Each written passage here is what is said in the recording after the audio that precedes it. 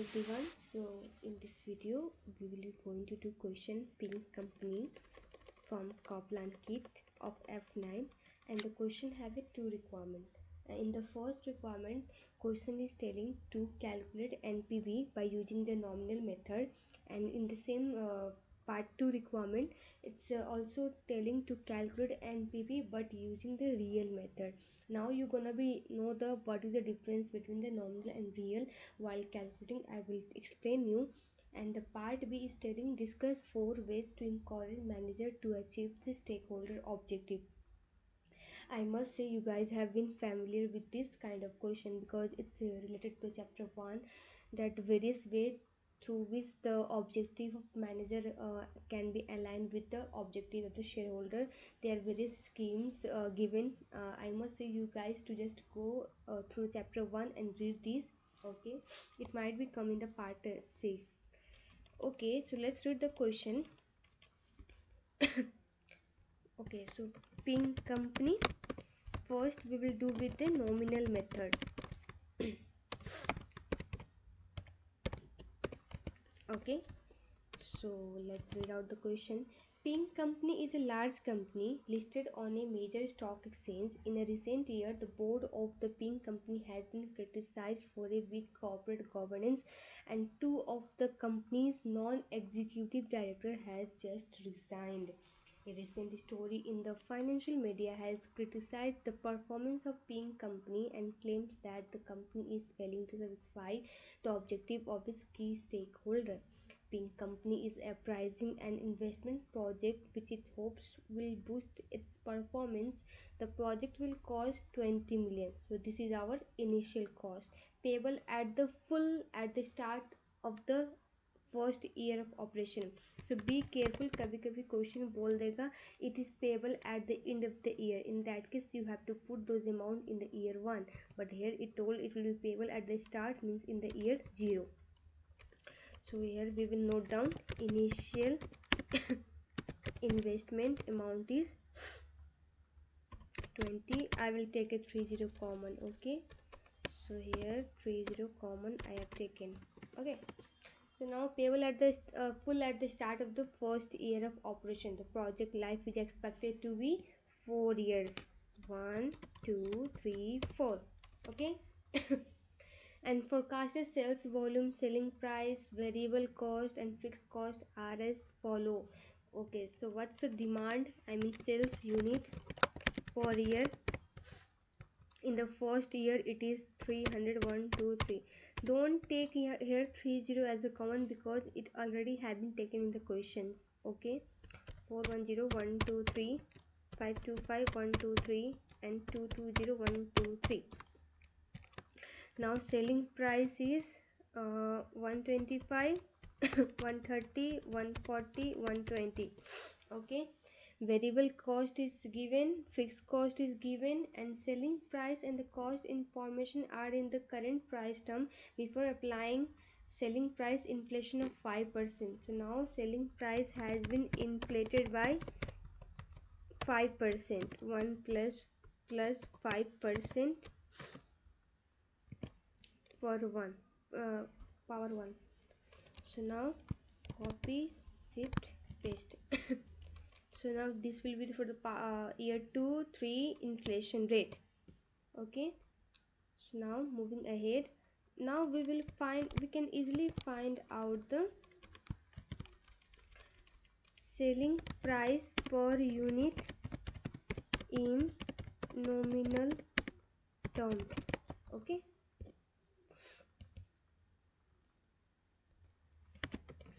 per unit, this is in the real terms. Okay, just to show you how the calculation began, I am showing in the just एक ही page पे मैं दिखा रही हूँ. Otherwise you can do the separate calculation by showing in the separate working. Anything which you are comfortable आप वैसे कर सकते हो. ऐसा कोई लाइक फॉर्मेट नहीं है कि आपको इधर नहीं दिखाना है उधर दिखाना है, पर मैं सजेस्ट करूँगा कि अलग ही दिखाओ तो better for the good presentation.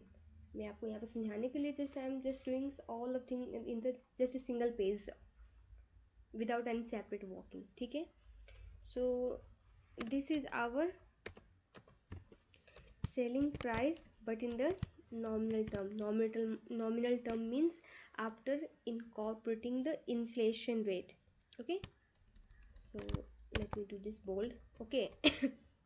Now variable cost per unit in real terms, it's given in the question and it's constant throughout the year. 71. Now let's incorporate inflation in it as well. What is the inflation rate?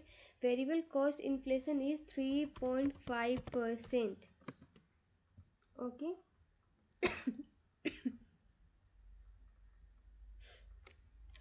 So power 1. One thing I would like to say, just wait. Okay, सी जैसे कि यहाँ के question में बोल दिया है the all of the अबव्स और मतलब प्राइस आर इन द, क्या हो गया, एक सेकेंड. हाँ, okay, so here question has told that all above selling price and cost information are in the current price term. कभी कभी क्या हो जाएगा क्वेश्चन में, it might told you that कि जैसे कि फर्स्ट ईयर का प्राइस ठीक है, उसके बाद इन्फ्लेशन स्टार्ट हो रहा है. इन दैट केस आपको जो यहाँ पे पावर 1 आप कर रहे हो ना, ये पावर 1 हम लोग सेकेंड ईयर से करेंगे. हेयर पावर 2 3 ऐसे करके सब्सिक्वेंट फॉरवर्ड जाएगा. ठीक है, तो be careful what the question is telling. Okay, so now variable cost per unit in nominal terms. Okay, and how we gonna we get that? Multiplying both these unit, both this cell. So okay, we got the variable cost per unit in the nominal terms. Now it's turn for the fixed cost. Fixed cost in real terms, it's given 3000, 3100, 3200, 3000. So now inflation for fixed cost, inflation rate is 1 plus 6% power 1. And दूसरी mistake आप क्या कर सकते हो, like आप लोग हो सकता है ये यहाँ पे डिफरेंट सेलिंग प्राइस है, यहाँ पे सेम है तो नो इशू, आप यहाँ पे चार्ज करके जो भी आंसर आएगा, जैसे यहाँ पे 73.49 आया, इन दैट केस आप इसको सिलेक्ट करके इंटू 100 ऐसे 1 प्लस 3.5% कर दोगे, ऐसे मल्टीप्लाई, तो you will get the same value. ऐसा फिर इसको लेके आप यहाँ पे इसको मल्टीप्लाई कर दोगे 1 प्लस 3.5%, अगेन आपको सेम वैल्यू आएगी. बट ये सब पे एप्लीकेबल नहीं होता है, क्यों? क्योंकि यहाँ पे तो सेम है तो चलो ये आ जाएगा, बट यहाँ पे देखो सेलिंग प्राइस में it's different for the different year.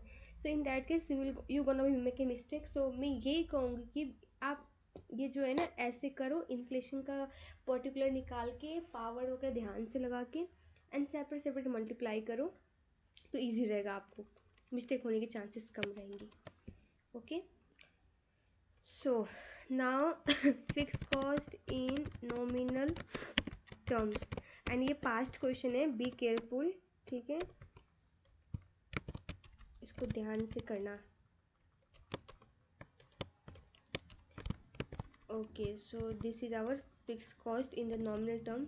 इसको ही बोल करते हैं. अब ऐसे ही आप सेपरेट वॉकिंग करके दिखा सकते थे, मैंने बस यहाँ दिखाया जस्ट टू मतलब लाइक अब इधर उधर करने से अच्छा है कि आपको समझ ना आए, just to make you understand I did this.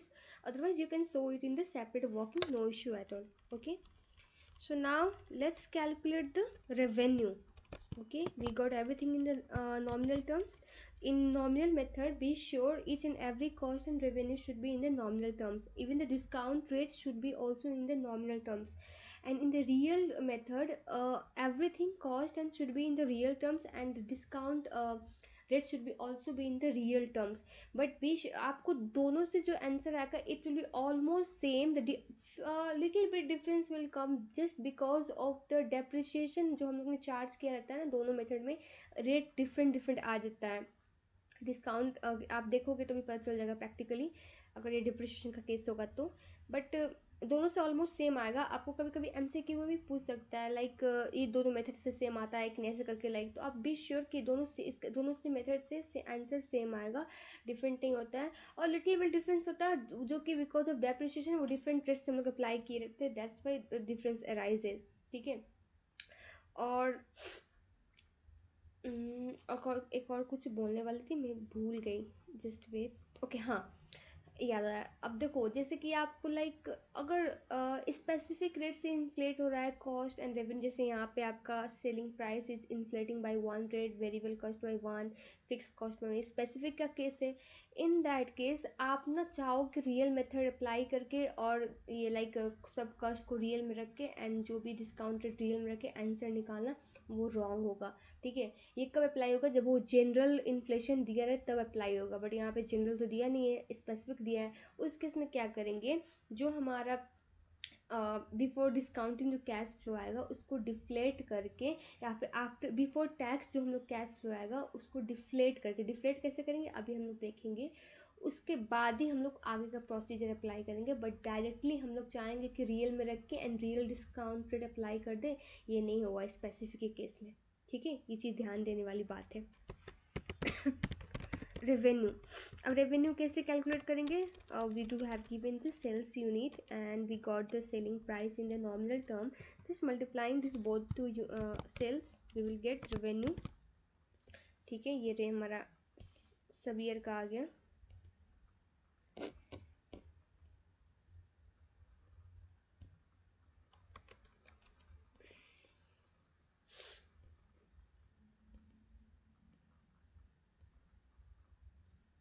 Okay, revenue के बाद हमारा क्या होगा, less variable cost, and variable cost को भी वैसे निकालेंगे जैसे ये निकाला, variable cost into sales unit से मल्टीप्लाई कर देंगे। ठीक है,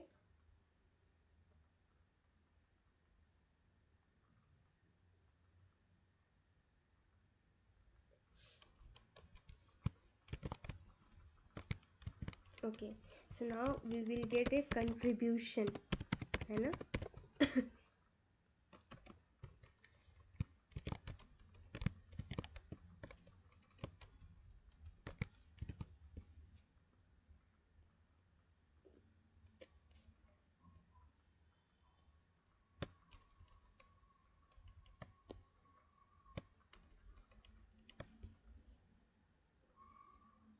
ओके, ठीक है, नाउ लेस फिक्स कॉस्ट,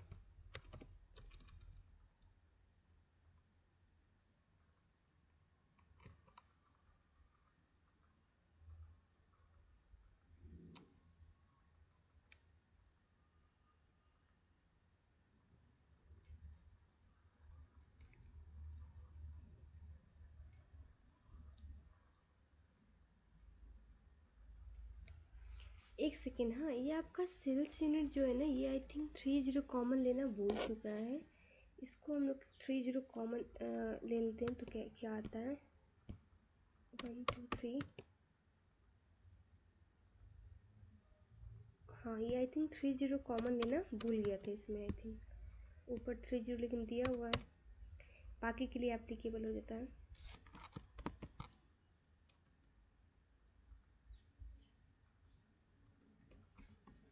अब ठीक है, ठीक है, okay, so now this is our fix cost, इसको राउंड ऑफ कर देती हूँ मैं, डिजिट में रहने पे कंफ्यूजन हो जाता है ना।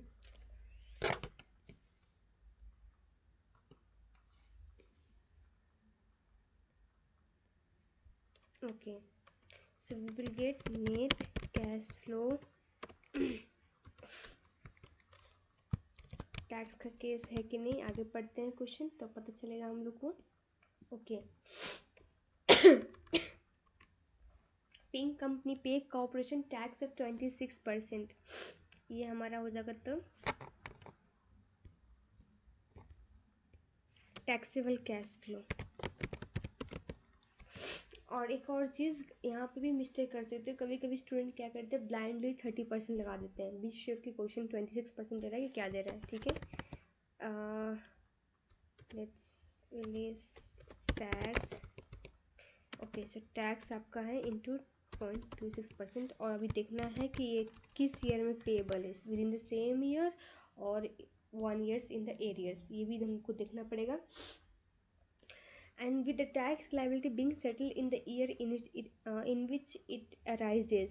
So no issue, ये same year में pay हो रहा है. The company can claim tax allowable depreciation on the full initial investment of 20 million on 25% reduction in balance basis.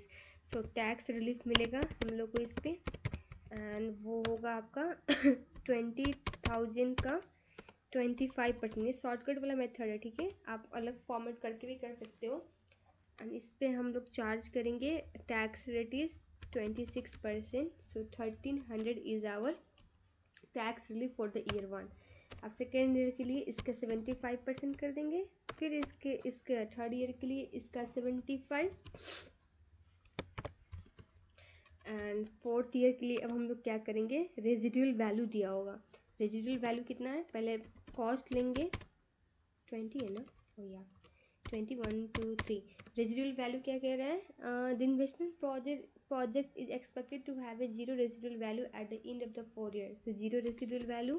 अब इस पे मल्टीप्लाई कर देंगे हम लोग, टैक्स परसेंटेज 26 है, और इससे सारे को सब्ट्रैक्ट करेंगे जो पहले हम लोगों ने क्लेम किया हुआ है, बाकी का अमाउंट, ये टोटल हम लोग को रिलीफ मिलेगा वो कैलकुलेट हुआ. इतना तो क्लेम कर चुके हैं, we have to deduct this all amount.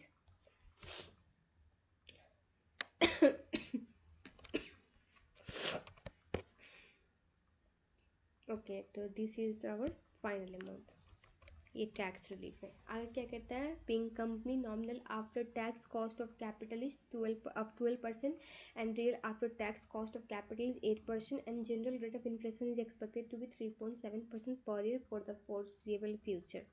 अब देखो एक चीज़ और मिस्टेक क्या कर सकते हैं, अगर इस क्वेश्चन में कहा था इग्नोर द टैक्सेशन, उस टाइम आप कॉस्ट ऑफ कैपिटल जो लोगे that should be also the pre tax. जैसे यहाँ पे आफ्टर टैक्स दिया है ना, that should also be pre tax. अगर बोलता है इग्नोर द टैक्सेशन, बट यहाँ पे बोला है टैक्सेशन लेने को, तो we will also take the discount rate after tax, जो कि हम लोग नॉमिनल रेट कैलकुलेट कर रहे हैं. So now we have to take the discount rate उसमें इन्फ्लेशन इनकॉर्पोरेट करके नॉमिनल वाला, ठीक है. So residual value is 0. First इसको रखते हैं, नेट कैश फ्लो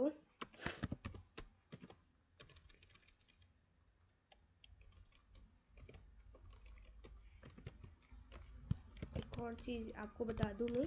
अब जैसे कि यहाँ पे हम लोग को दिया हुआ है कि एक general rate of inflation last में बोल रखा है, एक सेकेंड लूपिंग कर रहा है, ओके.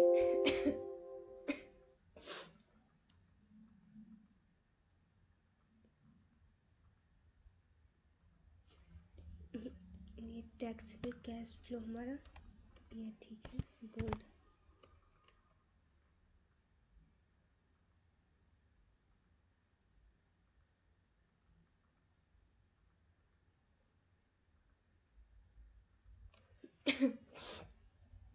अब यहाँ पे हम लोग को दिया हुआ जनरल रेट ऑफ इन्फ्लेशन.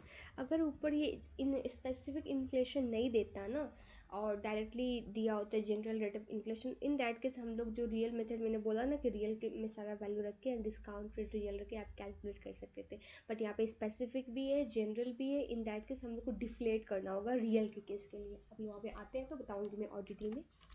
तो this is our net cash flow. Okay, अब मैं एनपीवी जो कैलकुलेट करती हूँ ना, मैं डायरेक्टली कैलकुलेट करती हूँ यूजिंग द एक्सेल फंक्शन, और एग्जाम में भी ये एप्लीकेबल है. You can use this function to save your time, ठीक है, बाकी योर चॉइस. सो हम लोग यहाँ पे डिस्काउंट रेट कौन सा लेंगे, nominal one, and which is 12%. We don't need to calculate, question ने ऑलरेडी कैलकुलेट करके दे दिया है हमें. And we will select all the undiscounted cash flow. क्या मैंने बोला, undiscounted cash flow. Okay, and यहाँ पे भी मिस्टेक क्या करते हैं ना बच्चे लोग, लाइक अगर फंक्शन यूज़ कर रहे हैं तो वहाँ पे वो लोग क्या करते हैं, डिस्काउंट करके कैश फ्लो रख देते हैं. That's also mistake point, be careful. Okay, ये हमारा हो गया नॉमिनल मेथड, ठीक है. अब now it's turn for the real method, ठीक है. अब रियल मेथड देखते हैं हम लोग. Real method,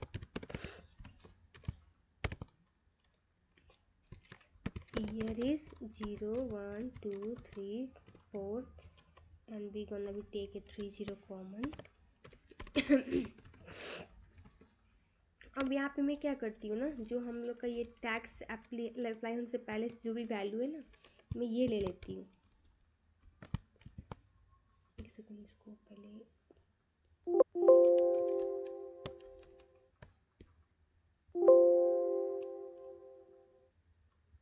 okay. तो मैं क्या कर रही हूँ, यहाँ पे मैंने ये टैक्स एप्लीकेबल होने से पहले का वैल्यू ले लिया। आप अगर लाइक चाहो तो डिस्काउंट करने से पहले का भी वैल्यू ले सकते हैं, इट्स योर चॉइस, ठीक है। एंड इसके बाद मैं क्या करती हूँ, ये तो हो गया हमारा टैक्सेबल कैश फ्लो। अब हम लोग टैक्स घटाते हैं यहाँ से पहले, ठीक है, सॉरी टैक्स घटाने वाला डिफ्लेट करते हैं पहले हम लोग। डिफ्लेट कैसे करेंगे, इस वैल्यू को लेंगे, divide 1 plus real after tax cost of capital, what is in our case 8% दिया हुआ है क्वेश्चन में, तो आवर 1 सिलेक्ट कर देते हैं।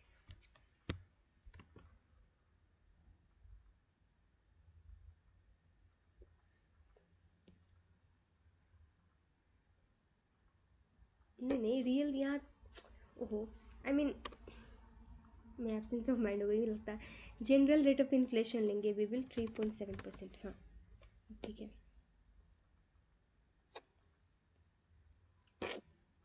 ओके, ये हम लोग अब इसको कॉपी पेस्ट कर देंगे, अपने आप कॉपी हो जाएगा। देखो मैंने क्या किया बताती हूँ। आपको लाइक रियल मेथड दिया हुआ है, स्पेसिफिक इन्फ्लेशन भी है, रेट दिया हुआ है और जनरल रेट ऑफ इन्फ्लेशन। यहाँ पे हम लोग क्या करेंगे, जनरल रेट को यूज करके डिफ्लेट करेंगे, ठीक है।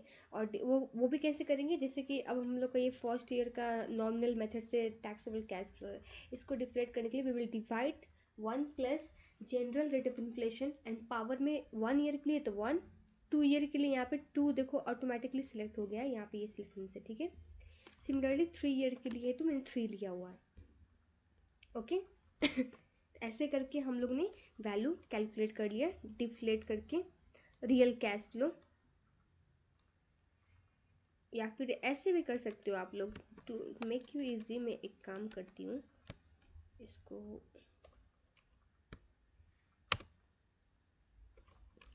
ऐसे कर देती हूँ। 1 plus what is general rate of inflation 3.7% power 1, okay.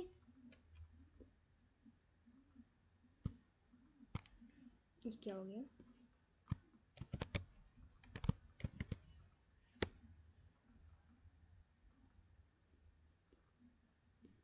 Okay ये आया हमारा डिफ्लेट का वैल्यू। एंड इसके बाद real cash flow before tax. अब इन दोनों को डिवाइड कर दो, तो आपको यहाँ पे ना मिस्टेक होने के चांसेस कम हो जाती है, इसलिए मैंने दिखाया। Otherwise you can do direct जैसे मैंने पहले किया था, ठीक है। तो यहाँ पे डिपेंड करता है टोटली, जैसे आपको कंफर्टेबल हो आप वैसे कर सकते हो, okay. So this is our real cash flow before tax. Now we will deduct tax. Tax कितना है हमारा 26%,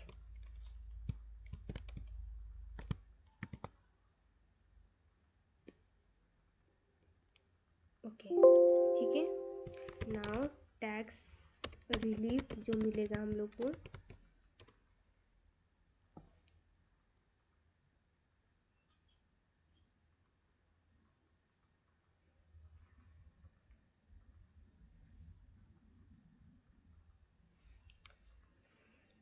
it will B same like above, ठीक है। पेस्ट कर देते हैं, ओके ठीक है। नाउ आपका आएगा नेट कैश फ्लो, ये हो जाएगा सम यहाँ से पूरा,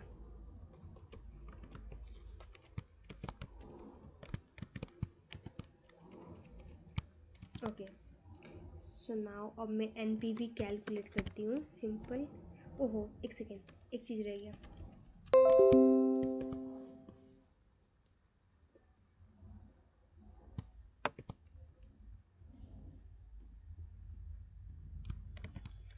सो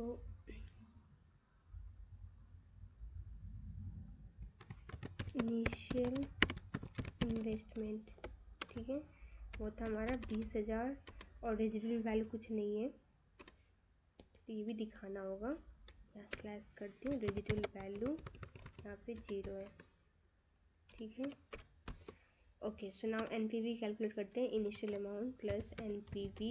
अब हम लोग लेंगे यहाँ पे रियल ये discount rate which is 8%, okay, and undiscounted cash flow को सिलेक्ट कर लो आप, okay. So this is what we got.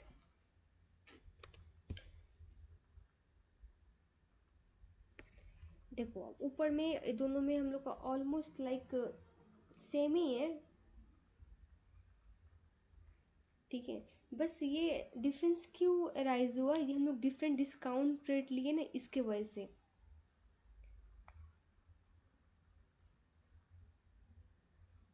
Okay, यहाँ पे जैसे हम लोग ने 8% लिया और यहाँ पे 12%, तो यहाँ पे इसी के वजह से डिफरेंस आ रहा है, जो हम लोग टैक्स रिलीफ बेनिफिट हम लोग को जो मिला ये इस डिस्काउंट रेट पे मिला, सो इसके वजह से ये डिफरेंस आ रहा है। अदरवाइज दोनों मेथड से ऑलमोस्ट सेम आएगा, हल्का डिफरेंस आएगा, that's because of different discount rate we took, okay, इतना चीज़ ध्यान में रखना है।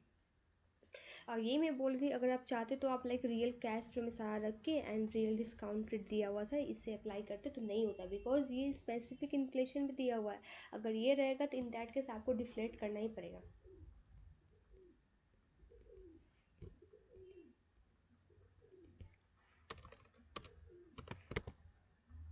ठीक है।